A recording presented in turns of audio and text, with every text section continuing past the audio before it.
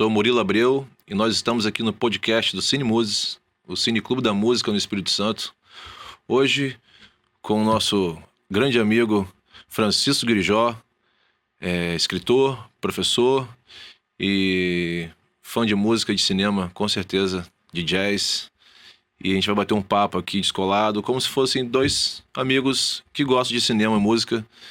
E dentro dessa linguagem cinematográfica aqui, a gente vai estar trocando uma ideia e se divertindo, né, para vocês aí também. Vamos lá. Grijó, boa tarde. Boa, muito boa tarde. Vamos aí. Grijó, começar já assim, conta para mim... Primeiro agradecer, né? Agradecer certo. O convite. Por favor. Você ter me convidado para vir aqui, cara. Bacana. Acho que é sempre bom a gente conversar um pouco sobre isso. Eu gostaria de iniciar a nossa conversa te agradecendo a presença também aqui, aceitar o convite. Conta pra gente como é que o cinema chegou na sua vida. Rapaz, olha só, é uma pergunta interessante. Eu tive um pai que gostava muito de cinema porque ele era um cara nascido em 1927 e viveu em Vitória a vida inteira. Então, a partir de 1947, quando ele tinha 20 anos de idade, a diversão era ir ao cinema. Ou o cinema ou os bailes, né? Uhum. Então, era um cara assim que se apaixonou por cinema, embora não conhecesse técnica, não conhecesse grandes características do cinema, mas gostava das histórias e gostava dos atores e atrizes. Então, foi um cara que me ensinou que o cinema feito em Hollywood entre 1950 e 1960 era o melhor cinema do mundo. Então, quando eu cheguei na faculdade e que o aluno descolado era aquele aluno que conhecia o Nouvelle Vague, era o aluno que conhecia o neorrealismo italiano, era o aluno que venerava Tarkovsky, que venerava Andrei Zulavsky, os descolados. E eu era um cara cuja formação era norte-americana, era do cinema norte-americano, era de Hollywood. Não esse Hollywood, esse filmão aí, né, com explosões e grandes heróis, mas uma Hollywood roteirizada por grandes escritores, com ótimas histórias, com grandes atores. Então, num certo sentido, eu me senti um peixe fora d'água, mas ao mesmo tempo eu me senti muito agradecido a meu pai por ele me mostrar uma coisa que a minha geração não mostrava, que era esses grandes filmes, né, feitos por Hollywood. E minha paixão por cinema se deu basicamente aí, nessa Hollywood que vai de mais ou menos do pós-guerra até 1959, 60. E você ia ao cinema assistir essas obras? Não, porque eu era garoto demais. Eu fui conhecer esses filmes depois de VHS. Você só ouvia de falas, então...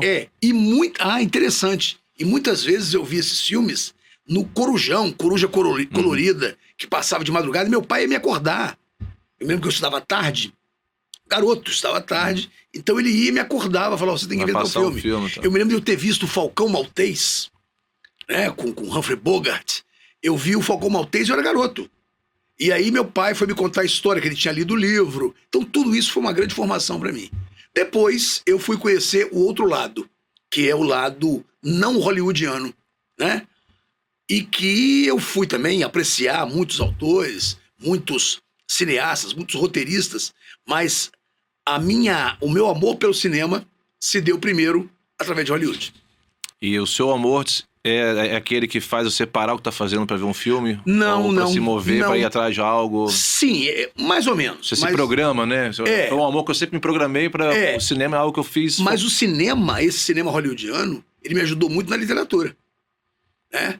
Os meus 3 últimos livros são romances ligados à narrativa policial, por exemplo, muito do roman noir americano. Não é o roman noir europeu. É o romance policial americano, né? Com Sam Spade, com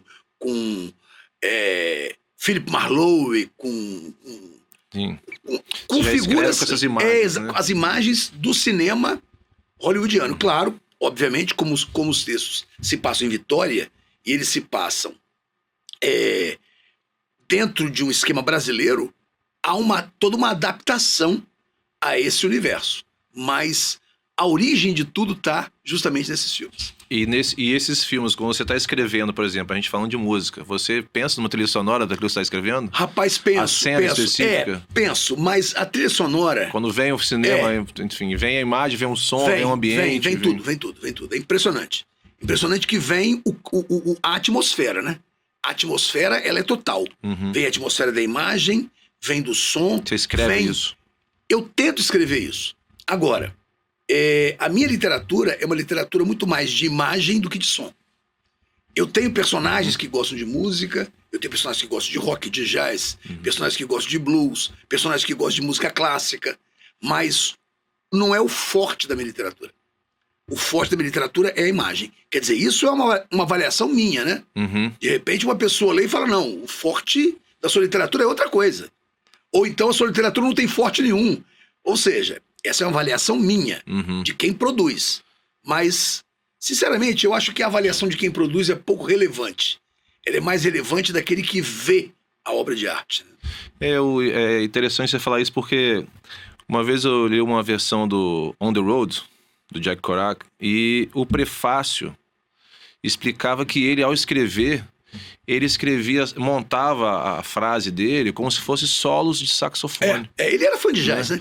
Então o livro todo é um grande solo de saxofone. Só que quando ele explicava que ao passar para o português, a gente perdia isso. Perde. Então eu li o livro tentando imaginar o que era o grande solo de saxofone. Inclusive há uma história que eu acho interessantíssima. Quando a primeira edição do On the Road saiu no Brasil, saiu pela editora Brasiliense, no começo dos anos 80, quando a Brasiliense lançou um boom de escritores malditos, né? Lançou o Kerouac, lançou Salinger, que não é tão maldito assim, lançou os Beatniks.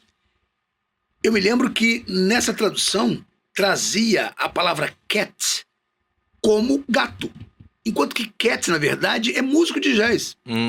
Então eu me lembro que quando eu li isso aí, por que eu sabia disso? Não é porque eu fosse nenhum gênio poliglota, não. Mas é porque, como eu comecei a ouvir jazz muito cedo, e você conhece muito bem o cara que me influenciou no jazz, que é Marco Antônio Grijó, que você conhece desde criança, eu me lembro de eu ter ouvido isso algumas vezes, a ideia de que Cats era música de jazz. E aí, quando eu fui ler o On the Road, há umas passagens muito jazzísticas, né? E aí ele fala em Cats, e o cara que traduziu, que é o Roberto Mugiati, que é um grande tradutor, ele traduz como gato. Aquilo que eu não consegui entender muito bem por quê. Porque o Mugiati é um grande tradutor. E o interesse, quer dizer, eu acho que foi o Mugiati que traduziu. O Kerouac, assim como os outros beatniks, eles eram fãs de jazz. Eles eram fãs de Charlie Parker. Principalmente da velocidade que o Parker, ele emitia na hora de tocar. Por isso é que muitos beatniks fazem uma literatura automática, de rapidez. O próprio Kerouac era assim. Reza a lenda que o Kerouac não usou uma máquina de escrever convencional. Ele teria pegado um rolo de computador, teria adaptado para não precisar ficar trocando de página. Escrever um pergaminho inteiro. Exatamente. Pelo menos é o que se conta na lenda, né? Legal. Você citou o Charlie Parker, né? O Bird, né? O filme. O Bird, Foi um filme que meu pai, enfim, botou para assistir em casa, que ele me influenciou muito a começar a entender o jazz. Porque eu não entendia. Quando eu era criança, quando ele saiu, não sei se era final dos anos 90, né? Início dos anos 90 ou final dos anos 80. E a interpretação do ator é fantástica, enfim. Esse filme me ajudou a entender jazz, assim. E a maldição, né, cara? Exatamente, assim. Não por causa da maldição, mas ouvir aqueles sons, eu não tinha a imagem daquelas pessoas, digamos assim. Não entendia o ambiente que vinha aquilo. Então o cinema, de certa forma, me serviu para isso, assim. Me ajudou muito. E o Parker é o maior raciocínio do jazz. Eu nunca vi nada igual. Não é meu preferido. Não é o meu saxofonista preferido. Embora os saxofonistas alto, né, eles não sejam tão prolíficos como são os tenores, né? Mas o Parker é um raciocínio extraordinário. Acompanhar, eu fico imaginando, eu que não sou músico, fico imaginando acompanhar Parker. Acompanhar o raciocínio dele. Enquanto ele tocava, os caras tentando acompanhar no piano, no contrabaixo. Deve ser muito difícil. Deve ter sido muito difícil. E o jazz pra você, no cinema, você tem alguma referência? Tenho, rapaz, que você gosta de ver, trabalho, se indicar? Gosto muito de assistir a filmes que tragam jazz, que tragam rock, música clássica. A música, eu brinco com os meus alunos, dizendo para eles que a arte busca a perfeição. E a arte mais próxima da perfeição, quer dizer, aquela que desafia alguém corrigir, alguém dizer, há uma imperfeição aqui, é a música. Por que você acha? Eu acho que a música é uma linguagem que atinge a todos. A literatura não atinge a todos. Se o cara for analfabeto, a literatura não atinge. Se o cara for cego, a literatura não atinge, o cinema não atinge. E se o cara for surdo? Sem dúvida, se o cara for surdo, a música não atinge, né? Se ele for deficiente, auditivo, falar surdo hoje não é uma coisa muito legal, nem cego, né? Mas a música, para pessoas que não têm deficiência, ela atinge independentemente da sua nacionalidade. Então eu acho que a música, ela é ela é mais abrangente, ela abraça mais do que as outras artes, mais do que o cinema, mais do que a literatura, mais do que a escultura, que a pintura, que a dança. Você vem acompanhando aí, enfim, mais tempo do que eu, música, né? A indústria fonográfica, principalmente falando Sim. agora. O hábito de ouvir música, o que ele interfere diretamente com o que você está falando. Sim. Porque se sentir abraçado pela música, eu, no meu caso, é quando eu gosto de ouvir a música no meu som, na minha sala, Sim, né? sim, Com o meu sem disco, dúvida. né? Sem Com o meu dúvida. vinil, enfim. Sem dúvida. Eu não acho que a gente no celular, ou até mesmo no carro, que é outro ambiente que eu gosto de ouvir música, a música me abraça tanto quanto em casa, entendeu? Você tem esse hábito de ficar em casa, de pesquisar, de ver um filme Todo e dia. esperar o crédito, Todo dia. achar a música na internet, Todo tentar dia. comprar um disco. Todo dia eu ouço música. Todo dia. Eu só não ouço música todo dia se eu não estiver na minha casa. Mas se eu estiver, sempre vai haver ou um CD tocando ou um vinil tocando, né? Elas são muito acessíveis a mim. Você conhece minha casa, são acessíveis. Eu entro em casa, dou de cara com os meus discos e com o meu aparelho de som. Então, eu tenho isso. Agora, a música, ela faz parte do meu dia a dia. Mas não é sempre que eu posso ouvi-la do jeito que eu quero. Porque eu tenho filhas. E as minhas filhas demandam, né? Eu tenho uma filha de 7 anos, que é amiga do seu filho, e tenho uma filha de 10 anos. Elas demandam muita coisa, né? E tem que fazer jantar, né? Tem que ajudar na lição de casa. Então tudo isso impede que eu ouça música do jeito que eu quero. Mas é uma boa razão. Então eu espero que todo mundo vá dormir para depois eu ouvir. Aí eu ouço pelo menos 2 discos, eu ouço antes de dormir. São os clássicos, né? São os clássicos. Os clássicos. E aplicado assim, você não vai pra uma novidade, ou não busca... Isso que eu tô falando, você assistiu vamos supor agora, você vai ver um filme, tá aí, vamos supor, esses que estão em voga no cinema, você vai lá e assiste o filme. Você descobre um som ali, uma música, você fica lá, quer descobrir aquela música. Dali você parte adiante, você continua pesquisando mais, ou você não, eu sou... Murilo, eu sou muito conservador para isso. É isso que eu queria saber de você. Eu diria até reacionário. Porque eu diria porque é o seguinte, o reacionário, ele reage às mudanças, né? De onde vem a palavra, é a reação, né? Eu não tenho uma abertura muito grande para ouvir coisas muito novas, eu não tenho a disposição para poder aceitar essa novidade jovem que rola, tá? O que não quer dizer que eu esteja fazendo um bem para mim, não. De repente isso é ruim para mim. Mas eu tenho uma discografia básica, eu tenho meus milhares de discos em casa, que eu posso ouvir e reouvir. Então eu não preciso, eu não vou pro novo, não. Agora, eu reconheço algumas coisas que são novas, que são mais novas, que são interessantes, né? Eu reconheço algumas coisas no rap que são legais. Eu reconheço algumas coisas no funk que são dançáveis, né? Que tem um ritmo bacana. Não estou falando nem das letras, estou falando do ritmo, da música em si, né? Mas eu não vou muito além disso, não. Eu ouço, falo bacana, achei interessante, mas não chego a consumir, a me tornar um consumidor disso, não. Nem no jazz, nem no rock. É interessante. Um dia desses um aluno meu me perguntou assim, Grijó, o que você ouve de rock? Aí eu pensei bem, eu falei, cara, eu não ouço nada que tenha nascido depois de 1980. Eu ouço aquilo que as bandas de rock dos anos 60 e 70 fizeram depois dos anos 80. Mas nada de novo. Aí eles me perguntaram, você conhece o Oasis? Não. Eu não conheço. O U2, eu sei que existe o U2, já ouvi canções do U2. Mas não compro nada, entendeu? Eu vou até o The Who. Eu vou até o Black Sabbath. E eu vou, claro, Rolling Stones, Beatles, evidentemente, né? Queen. Mas tudo o que foi até 1980, 79, 80. Você assiste filmes biográficos, por exemplo? Sim, gosto muito. Então, eu te fazer uma pergunta voltada já, então, já que você citou grandes nomes, enfim, famosos e tal.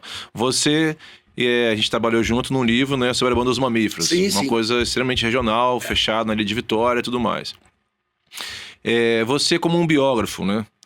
Quando você assiste uma biografia, lógico que no caso, se for ligado à música, a trilha sonora vai ser algo que você espera muito, cara. Sejam interpretações do ator ou um histórico de pesquisa, enfim, que vai estar naquela obra. Mas a obra em si, o que precisa ter para você? O que você busca na biografia? Como é que a narrativa para se escrever esse personagem? Você prefere aquela assim, que é mais livre ou você quer uma mais fiel? Não, eu quero uma biografia que seja honesta. O que você acha que é uma biografia honesta, por exemplo? É que o biógrafo, que ele ouça os dois lados, tá? Que ele ouça as pessoas que amam o seu biografado e as pessoas que não gostam do seu biografado. Eu acho que é importante que ele ouça aquele que é fã e aquele que é um detrator. E é importante que ele saiba checar as informações. Se as informações puderem ser checadas, ele tem que checar sempre. Porque ele pode cometer uma injustiça e falar besteira. Sim, uma questão de data errada. Exato. Uma coisa... Não só coisas piores, como, por exemplo, uma coisa que não aconteceu. Porque se você for entrevistar o seu biografado, é muito provável que o seu biografado não fale mal de si mesmo. Sim. Ele vai se autoelogiar. Ou, no mínimo, ele vai... omitir uma parte. Vai poupar a si mesmo de informações indevidas. Mas é importante que haja essa honestidade por parte do biógrafo. E uma narrativa clara, uma narrativa direta, uma narrativa sem muitos arroubos metafóricos, intelectuais demais. Porque, em tese, uma biografia, ela não é um texto literário. Em tese, a biografia é uma informação que se vai passar sobre alguém ou sobre algo. Então, é possível escrever uma biografia literária. Rui Castro faz isso. Eu tentei fazer isso com Os Mamíferos.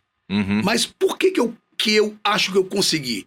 Porque eu já tinha 9 livros anteriores trabalhando com linguagem literária. Aí quando eu vou escrever Os Mamíferos, o grande desafio não foi usar a linguagem literária, foi não usar. Então eu tinha que dar uma informação e conter a minha vontade de fazer literatura. Foi um exercício muito bom, foi muito necessário para mim. Agora, eu li algumas biografias excelentes de músicos e eu assisti a filmes. Um dia desses eu revi o Bohemian Rhapsody do Queen. Do Queen. Extraordinário. Você gosta? Eu não curti muito. Não, eu achei ela imprecisa. Eu achei que ela ficou cheia de buracos. Mas eu gostei do sabe? Faz um vai e volta no tempo e meio que não se faz sentido. O show que eles deram no Brasil, por exemplo, foi omitido isso, né? Que foi um show que o próprio Freddie Mercury disse que foi inesquecível. Mas eu gostei de como eles compuseram a banda, da história de amor dele com a moça, né, com aquela... eu pessoalmente, assim, que conheço a banda e tal, não sei esses pormenores, eu não sabia desses pormenores no filme, né? Então, a partir do momento que eu vi que toda aquela história é uma forma de se saber mais da história do artista. Mas eu ainda, assim...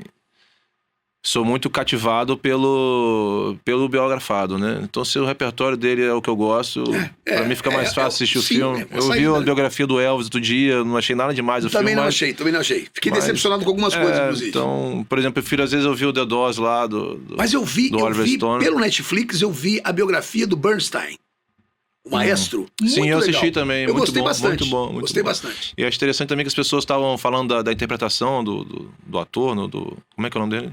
É o Cooper, alguma coisa. Bradley Cooper. Bradley Cooper, isso.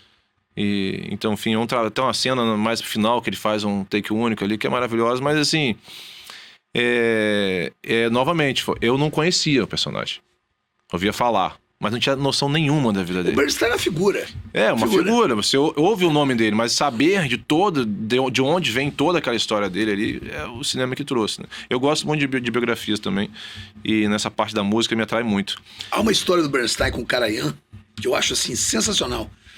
Quer dizer, ninguém sabe se realmente existiu, mas saiu no New York Times isso, né? Aliás, na Time, não foi no New York Times.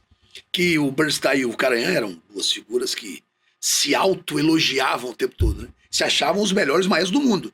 E os dois se encontraram num dia que o Karajan ia reger a Filarmônica de Berlim e ia ser um espetáculo em Nova York. E o Bernstein foi lá pra ver. Aí terminou, foi um show, né? O Karajan deu aquele show espetacular. Quando os dois se encontraram lá de fora, o Karajan virou-se para Bernstein e falou: viu, Léo? Você viu o que é uma regência? Eu sou o maior. Essa sinfonia parece que foi regida por Deus. Aí o Bernstein falou: por mim?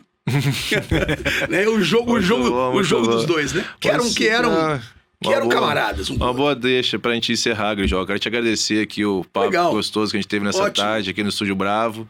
E te convidar a continuar participando das atividades do Cine Clube, nossos parabéns encontros. A vocês, cara. Parabéns. E a gente tá junto aí. Muito boa trocar essa figurinha, envolver literatura, cinema, música, enfim. São linguagens que a gente tá muito envolvido.